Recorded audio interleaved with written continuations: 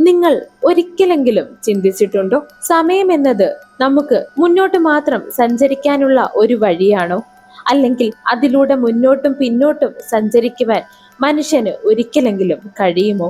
ഇന്ന് നിങ്ങൾ ഈ നിമിഷം ഇവിടെ ഇരിക്കുമ്പോൾ പെട്ടെന്നൊരു അവസരം ലഭിച്ചാൽ നിങ്ങൾ ഭൂതകാലത്തിലേക്ക് പോകുമോ? നിങ്ങളുടെ ജീവിതത്തിലെ ഒരു തെറ്റ് തിരുത്തുവാൻ, അല്ലെങ്കിൽ ഭാവിയിലേക്ക് പോയി നിങ്ങളുടെ ജീവിതം എങ്ങനെയായിരിക്കുമെന്ന് കാണാൻ ശ്രമിക്കുമോ?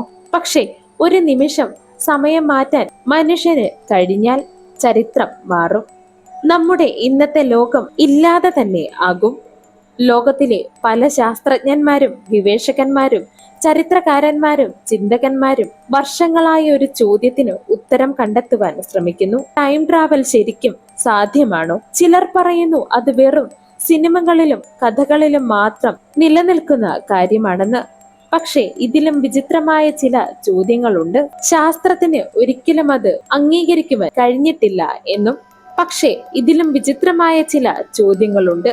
ഭാവിയിൽ നിന്ന് ആരെങ്കിലും ഇതിനകം ഇവിടെ എത്തിയിട്ടുണ്ടോ എന്ന്, ചരിത്രത്തിൽ രേഖപ്പെടുത്തിയ ചില വിചിത്ര സംഭവങ്ങൾ, ചില ആളുകളുടെ അവകാശങ്ങൾ, ചില രഹസ്യങ്ങൾ, ഇവയൊക്കെ ടൈം ട്രാവലിലേക്ക് വിരൽ ചൂണ്ടുന്നു. 2001 കാലഘട്ടത്തിൽ ഇന്റർനെറ്റിൽ ജോൺ ടൈറ്റർ എന്ന പേരിൽ ഒരാൾ പ്രത്യക്ഷപ്പെട്ടു. അയാൾ ഒരു കഥ പറഞ്ഞു. എന്നാൽ ആ കഥ വളരെ ഞെട്ടിക്കുന്നതായിരുന്നു. ഞാൻ 2036 നിന്നാണ് വന്നതെന്ന് അവകാശപ്പെട്ടു അയാൾ. തന്റെ ദൗത്യം 1975 പോയി ഒരു പഴയ കമ്പ്യൂട്ടർ തിരികെ കൊണ്ടുവരിക എന്നതാണ്. കാരണം ഭാവിയിൽ ഒരു വലിയ കമ്പ്യൂട്ടർ പ്രശ്നം പരിഹരിക്കാൻ ആ ഉപകരണം ആവശ്യമാണെന്ന് അയാൾ അവകാശപ്പെട്ടു. അയാൾ ടൈം ട്രാവൽ ചെയ്ത് വന്നതാണെന്ന്, തന്റെ ടൈം മെഷീൻ എങ്ങനെ പ്രവർത്തിക്കുന്നു എന്നതിനെക്കുറിച്ചും അയാൾ വിശദീകരിച്ചു.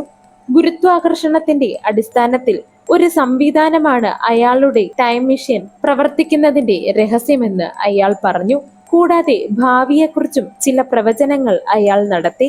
അതെന്തെന്നാൽ അമേരിക്കയിൽ ആഭ്യന്തര സംഘർഷമുണ്ടാകുമെന്നും വലിയ സാമൂഹിക മാറ്റങ്ങൾ വരുമെന്നും ലോകം വലിയ പ്രതിസന്ധികളിൽ കൂടെ കടന്നു പോകും എന്നൊക്കെയായിരുന്നു.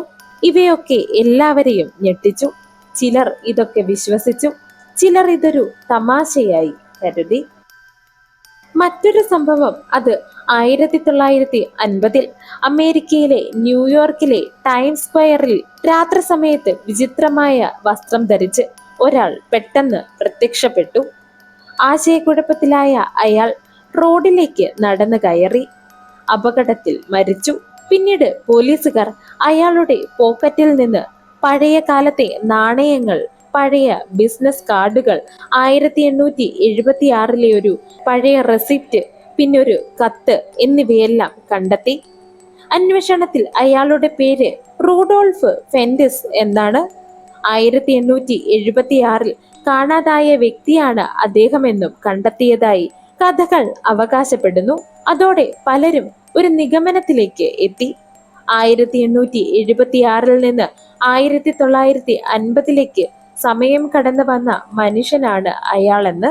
വർഷങ്ങളോളം ഇത് ടൈം ട്രാവലിന്റെ തെളിവായി ഇന്റർനെറ്റിലും പുസ്തകങ്ങളിലും പ്രചരിച്ചു. ഇങ്ങനെ നീളുന്നു ടൈം ട്രാവലുകളുടെ കഥ. എന്നാൽ ഇതൊക്കെ വെറും കഥയായിരുന്നുവെന്ന് കാലം തെളിയിച്ചു. അതിന്റെ വിശദീകരണമായി ജോൺ ടൈറ്റർ എന്ന ആളുടെ കഥയിലെ തെളിവുകൾ, അയാൾ പറഞ്ഞ പ്രവചനങ്ങൾ പലതും യാഥാർത്ഥ്യമായില്ല എന്നതുകൊണ്ട് തന്നെ 2015 വലിയ ലോകയുദ്ധം ഉണ്ടാകുമെന്ന് അയാൾ അവകാശപ്പെട്ടിരുന്നു. അത് സംഭവിച്ചില്ല. അയാൾ നൽകിയ ചിത്രങ്ങളും സാങ്കേതിക വിശദീകരണങ്ങളും സ്വതന്ത്രമായ ശാസ്ത്രം സ്ഥിരീകരിച്ചില്ല. പിന്നീട് പല അന്വേഷണങ്ങളും ഇത് വെറുമൊരു കെട്ടുകഥ മാത്രമായിരുന്നുവെന്നും തെളിഞ്ഞു.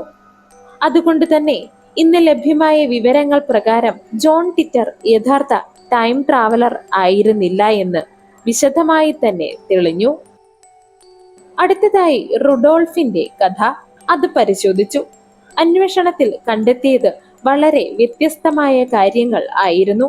1951 എഴുത്തുകാരനായ ജാക്ക് ഫിന്നി എഴുതിയ ഐ ആം സ്കേർഡ് എന്ന സയൻസ് ഫിക്ഷൻ കഥയ്ക്ക് സമാനമായ സംഭവമായിരുന്നു അത്.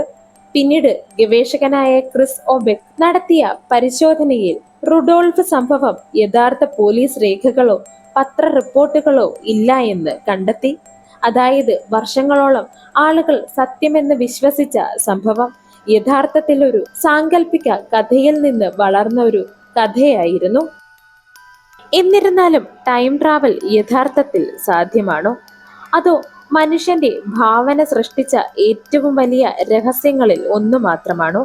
ഇന്ന് നമ്മൾ കണ്ട കഥകളും ശാസ്ത്രീയ സിദ്ധാന്തങ്ങളും വിചിത്രമായ സംഭവങ്ങളും ഒരു കാര്യം നമ്മളെ ഓർമ്മിപ്പിക്കുന്നു. സമയമെന്നത് നമ്മൾ കരുതുന്നതിലും കൂടുതൽ സങ്കീർണമായ ഒന്നാണ്. ഒരു പക്ഷേ ഈ നിമിഷം തന്നെ എവിടെയെങ്കിലും ആരെങ്കിലും സമയത്തിന്റെ രഹസ്യം കണ്ടെത്തുവാൻ ശ്രമിക്കുന്നുണ്ടാകാം. ഒരു പക്ഷേ ഭാവിയിൽ ജീവിക്കുന്ന ഒരാൾ ഈ വീഡിയോ കാണുന്നും ഉണ്ടാകാം. അല്ലെങ്കിൽ ഒരിക്കൽ നമ്മൾ തന്നെ ഭാവിയിലേക്ക് യാത്ര ചെയ്യുവാൻ പോകുന്നുമുണ്ടാകാം. ഉത്തരങ്ങൾ ഇപ്പോഴും ഇരുട്ടിലാണ്. പക്ഷെ ഒരു കാര്യം ഉറപ്പാണ്, ചരിത്രത്തിൽ വിശദീകരിക്കാനല്ലാത്ത ചില സംഭവങ്ങൾ ഇന്നും ചോദ്യങ്ങളായി നിലനിൽക്കുന്നു. ചിലർ അവയെ യാദർശികത എന്ന് വിളിക്കുന്നു, ചിലർ രഹസ്യമെന്ന് പറയുന്നു.